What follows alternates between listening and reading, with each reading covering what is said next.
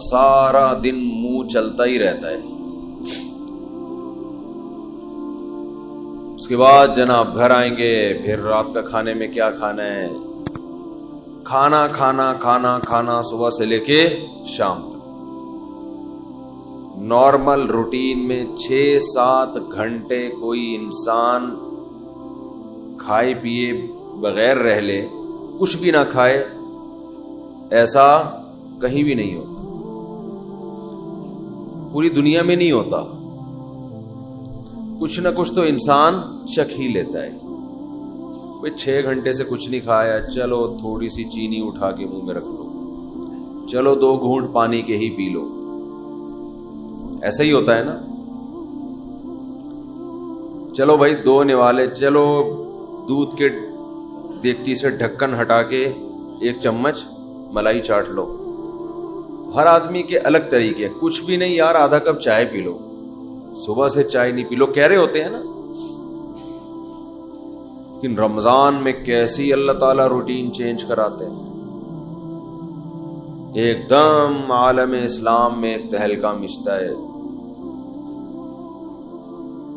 سحری تقریباً صبح 5 بجے بند ہو رہی ہے, تقریباً, اوپر نیچے, ایسا نہ ہو آپ ساری دنیا میں 5 بجے تک کھاتے رہیں بیٹھ کے, مثال دے رہا ہوں.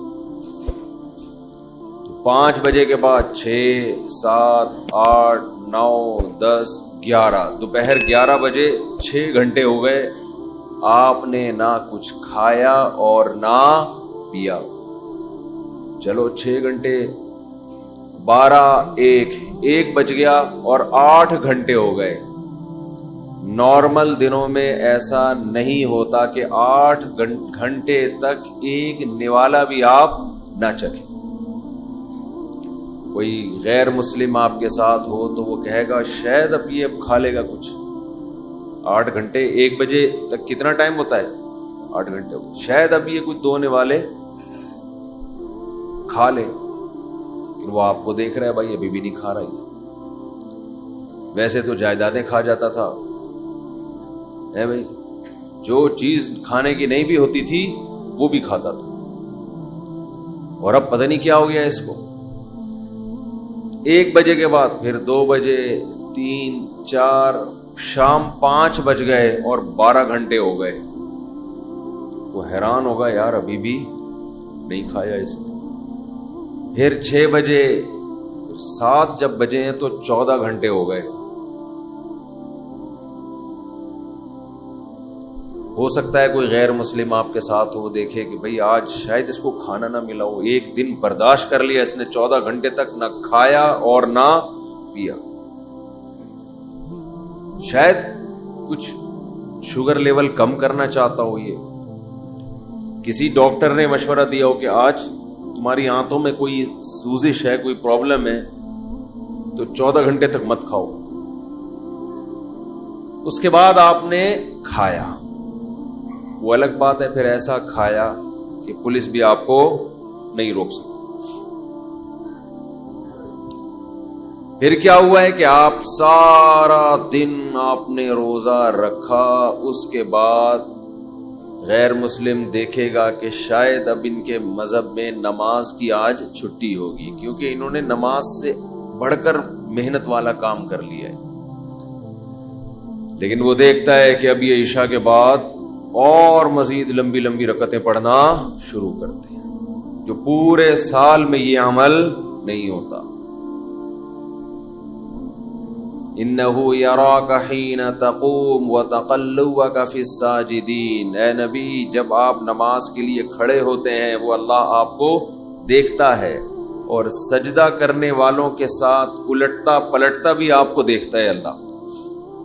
تراویح میں کیسے رکوع میں جا رہے ہیں, پھر قومہ میں جا رہے ہیں, پھر سجدے میں گر رہے ہیں, پھر سجدے سے بیٹھ رہے ہیں, پھر دوبارہ سجدے میں جا رہے ہیں, پھر کھڑے ہو رہے ہیں, پھر دوبارہ رکوع, پھر قومہ, پھر سجدہ, پھر سجدے سے. کوئی کھڑے ہو کر دیکھ رہا ہو جس نے کبھی یہ عبادت نہ دیکھی ہو تو وہ حیران ہوگا نا کہ یہ مسلمان پاگل ہو گئے ہیں, دماغ خراب ہو گیا ہے, ان کو ڈاکٹر نے ایکسرسائز کا کہا ہے, ایک ہی کام کیے چلے جا رہے ہیں, کیے چلے جا رہے ہیں, رکنے کا نام لے ہی نہیں رہے. جس نے کبھی یہ عبادت نہ دیکھی ہو تو حیران ہوگا نا یہ کر کیا رہے ہیں.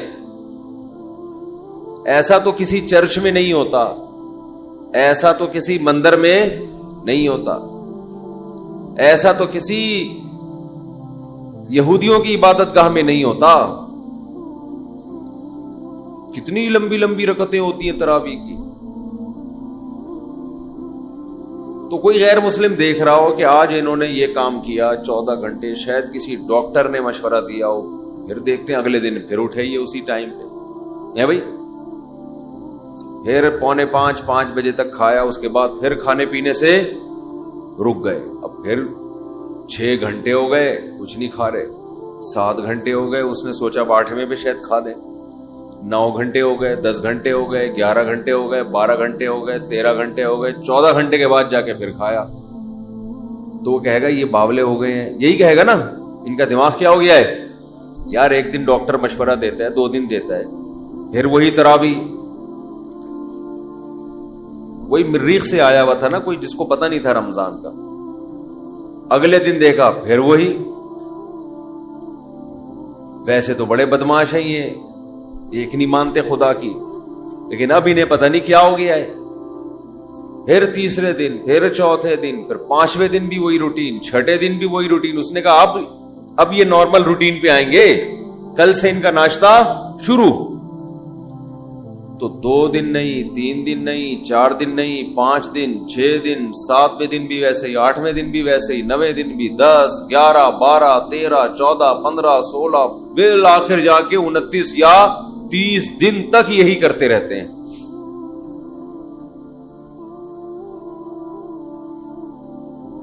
تیس دن کے بعد جا کے اللہ ان کو سہولت دیتا ہے, بھائی اپنی پرانی روٹین پہ واپس آ جاؤ. یہ بھی کیا ہے, اللہ اپنے بندوں کو اپنا آپ یاد دلاتا رہتا ہے. کوئی ہم سے پوچھے گا تمہیں کیا ہو گیا, اچھے بھلے تم صبح سو کے اٹھتے تھے, ناشتہ کرتے تھے, کوئی صبح صبح نسوار لگا رہا ہے, کوئی صبح صبح پان کی طرف جا رہا ہے, کوئی گٹکے کی طرف جا رہا ہے, کوئی چائے پی رہا ہے, یہ کیا ہو گیا تمہیں؟ تو ہم جواب میں کیا کہتے ہیں, بھائی یہ کیوں کر رہے ہیں ہم, کس کا حکم ہے؟ اللہ کا حکم. تو اللہ اپنے آپ کو یاد رکھوانے کے لیے ہم سے یہ کام کرواتا ہے. سمجھ میں آ رہی ہے بات کہ نہیں آ رہی ہے؟ اللہ چاہتا ہے کہ میں یاد رہوں تمہیں. آپ کہہ سکتے ہیں کہ بھئی ہم نماز پڑھتے تھے پورے سال تو اللہ کو یاد رکھتے تھے نا, فجر بھی پڑھ رہے ہیں, ظہر بھی پڑھ رہے ہیں, عصر بھی, تو بس کافی ہے نا. کافی اس لیے نہیں ہے کہ یہ چیز نمازی کے لیے ایک روٹین کی چیز بن جاتی ہے, یہ عادت پڑ جاتی ہے, وہ بھول جاتا ہے. وہ سمجھتا ہے کہ جیسے بچے اسکول جاتے ہیں نا, تو بچوں کو تھوڑی پتا ہوتا ہے میں نے اسکول اس لیے جا رہا ہوں کہ میں سائنسدان بنوں گا, میں ڈاکٹر بنوں گا, میں انجینئر بنوں گا, میں پائلٹ بنوں گا. بچے اس کے لیے جا رہے ہوتے ہیں, ایک روٹین, ایک عادت پڑ چکی ہے. وہ کہتے ہیں زندگی میں ہم پیدا ہی اس لیے ہوئے ہیں کہ رات کو ہم نے جلدی سونا ہے, صبح اٹھنا ہے, ہماری امی نے ہمیں ناشتہ کرا کے دھکا دے کے وین میں بٹھا دینا ہے, پھر وین جائے گی, وہاں ہم اتریں گے, ٹیچر ہمیں پڑھائیں گے, پھر چھٹی ہوگی, پھر وہاں سے گھر آئیں گے, بس. تو وہ روٹین کی چیز بن جاتی ہے. تو اللہ تعالی اپنے بندوں کو اپنا آپ یعنی اللہ یاد دلانے کے لیے عبادت کی روٹین میں چینجنگ لاتے رہتے ہیں. اور دیکھیں کیا کرتے ہیں اللہ تعالی, نماز قضا کرنا اسلام میں سب سے بڑا جرم, اس سے بڑا جرم اسلام میں نہیں ہے. حج میں اللہ نے کہہ دیا کہ جب میدان عرفات میں وقوف عرفہ کرو تو مغرب پڑھنے کی اجازت نہیں ہے, قضا کرو مغرب. کوئی غیر مسلم کسی نمازی کے ساتھ رہا ہو اور اس نے دیکھا ہو کہ یار یہ کبھی نہیں دیکھا اس کو میں نے زندگی میں نماز چھوڑتے ہوئے. جو نمازی لوگ ہیں, اگر کوئی ان کو 1 کروڑ کی آفر کرے کہ تو مجھ سے 1 کروڑ لے لے, آج مغرب کی نماز چھوڑ دے, وہ چھوڑے گا؟ کبھی بھی نہیں چھوڑے گا. نمازی ہوگا تو نہیں چھوڑے گا, وہ کہے گا 1 کروڑ یا 1 ارب میرے لیے کیا یہ برابر.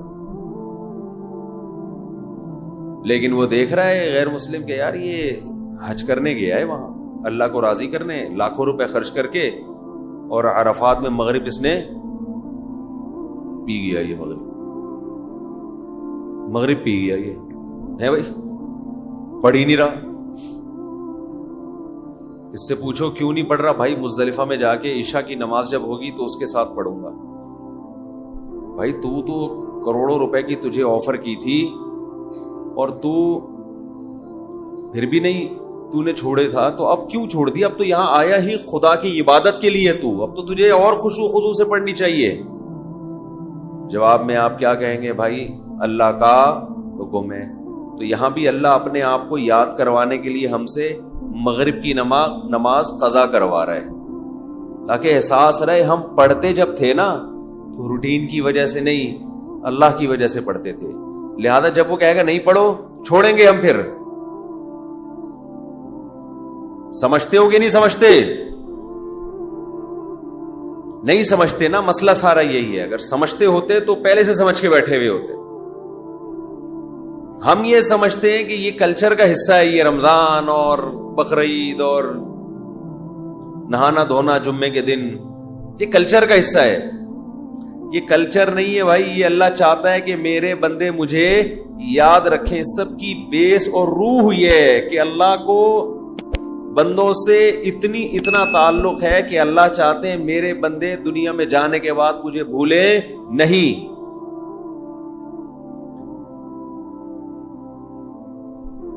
مجھے یاد رکھیں میرے بندے. تو ہر وہ چیز جو آپ کو اللہ یاد کرواتی رہے گی, اللہ کی نظر میں اس چیز کی ویلیو سب سے زیادہ ہے.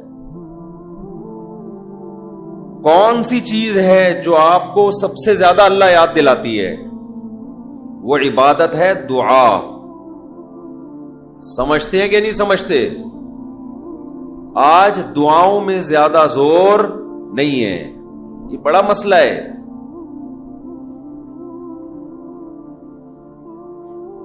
بھئی کچھ نہ کچھ وقت نکال کے ہاتھ اٹھا کے اللہ کے سامنے گڑ گڑایا کریں.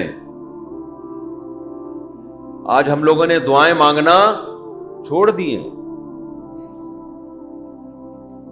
جب انسان اللہ کے سامنے دعا مانگتا ہے وہ اللہ سے باتیں کرتا ہے. اگر توجہ سے دعا مانگے, دعا ایسی چیز ہے کہ یہ اللہ اور بندے کا جتنا مضبوط کنیکشن بناتی ہے اتنا کنیکشن دنیا کی کوئی اور عبادت نہیں بناتی.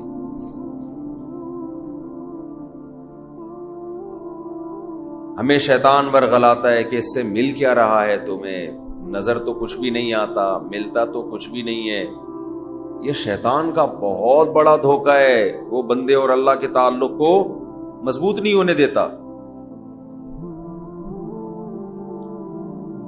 حضرت عمر رضی اللہ تعالی عنہ فرمایا کرتے تھے کہ مجھے اس کی زیادہ فکر نہیں ہوتی کہ میری دعائیں قبول ہو رہی ہیں کہ نہیں ہو رہی, مجھے زیادہ فکر اس کی ہوتی ہے کہ دعائیں مانگنے کی توفیق مل رہی ہے کہ نہیں مل رہی. دعائیں مانگنے کی توفیق مل رہی ہے تو اس کا مطلب قبول ہو رہی ہیں. فوکس تو اس کو کرو کہ دعا مانگ رہے ہیں کہ نہیں مانگ رہے. یہ کیسے ہو سکتا ہے کہ اس احکم الحاکمین کے سامنے ہاتھ اٹھاتے ہوں اور وہ خالی ہاتھ واپس کرتا ہو. تو آج دعاؤں میں جان ختم ہو گئی, دعائیں مانگنا چھوڑ دی. یہ جو میں نے قرآن کی آیت پڑھی ہے, رمضان اور دعا کا آپس میں بہت گہرا تعلق ہے, بہت گہرا. جب انسان اللہ کے لیے کوئی عبادت کرتا ہے, کوئی قربانی دیتا ہے, اللہ کا نام قرآن میں ہے شکور, قدردان. شکور کسے کہتے ہیں؟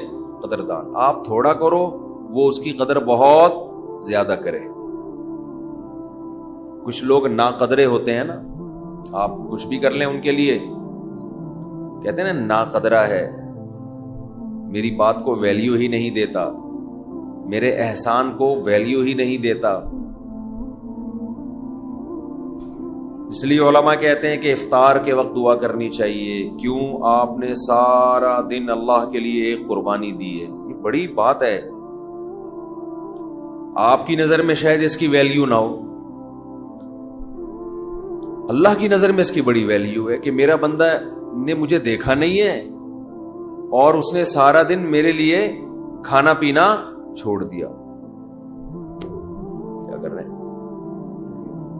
ہاں یہ مکھی تنگ کر رہی ہے، لیکن اتنا ایسے نہ پکڑیں کہ مکھی سے زیادہ آپ تنگ کرنا شروع کر دیں. بس بھاگ گئی، نام ہی کافی ہے. تو کیا بات چل رہی تھی یار؟ دعا کی تو چل رہی تھی یہ یہاں. ہاں افطار کی بات کر رہا تھا. تو ہم اس کو شاید ہلکا سمجھتے ہوں، لیکن اللہ کی نظر میں یہ ہلکا عمل نہیں ہے. اللہ کہتے ہیں مجھ پر ایمان رکھتے ہیں، مجھے مانتے ہیں. اگر اللہ کو نہ مانتے ہوتے تو کوئی کسی کے کہنے پر کھانا پینا، آج کل تو لوگ ڈاکٹروں کے کہنے پہ نہیں چھوڑ رہے. ڈاکٹر کہتا ہے کہ آپ کو نقصان دے گا کھانا پینا، آپ ڈائٹنگ کرو، مت کھاؤ، پھر بھی کھا رہے ہیں لوگ کہ مر جائیں لیکن کھانا نہ چھوڑیں. یہ کتنی بڑی اللہ کی رحمت ہے. اللہ تعالیٰ پورے رمضان میں ہم سے کھانا پینا چھڑوا دیتے ہیں، توفیق دے دیتے ہیں. تو میرے اور آپ کے دل میں شاید قدر نہ ہو، لیکن اللہ تو قدردان ہے، وہ اس عمل کی بہت زیادہ قدر کرتا ہے. اس لیے کہتے ہیں کہ افطار کے وقت دعائیں قبول ہوتی ہیں. تضرع کا وقت ہے، عاجزی کا وقت ہے. تو دعائیں خوب کثرت سے کیا کریں. دعاؤں میں عاجزی، گڑ گڑانا، لجاجت کرنا. نبی صلی اللہ علیہ وسلم نے فرمایا دعا رو کے مانگو، اور رونا نہ آئے تو رونے جیسی صورت بنا لو. صورت بنا لو رونے جیسی. ہمارے نبی نے ہمیں، کیونکہ اللہ کے سفیر ہیں نا، اللہ کا پیغام لے کر آئے، تو ہر چیز میں ہمیں گائیڈ کر دیا ہے. غیر مسلم کے پاس نہ مانگنے کا طریقہ ہے، کس سے مانگنا ہے یہ بھی نہیں پتا، کیا مانگنا ہے یہ بھی نہیں پتا. کبھی ادھر جا کے مانگ رہا ہے، کبھی ادھر جا کے مانگ رہا ہے، یہ بھی نہیں پتا مانگنا کس سے، کیسے مانگنا ہے. کوئی یوں مانگ رہا ہے، کوئی کسی اور اسٹائل سے مانگ رہا ہے، یہ بھی نہیں پتا. کون سے ٹائم پہ مانگنا ہے جس میں قبولیت کا امکان زیادہ ہے، یہ بھی نہیں پتا. تو اللہ کے حبیب صلی اللہ علیہ وسلم نے ہمیں یہ بھی بتایا مانگنا کیا ہے، یہ بھی بتایا کس ٹائم پہ مانگنے کی فضیلت زیادہ ہے، اور یہ بھی بتایا مانگنا کیسے ہے. دل کی کیفیت کیا ہونی چاہیے، ظاہر کی کیفیت کیا ہونی چاہیے.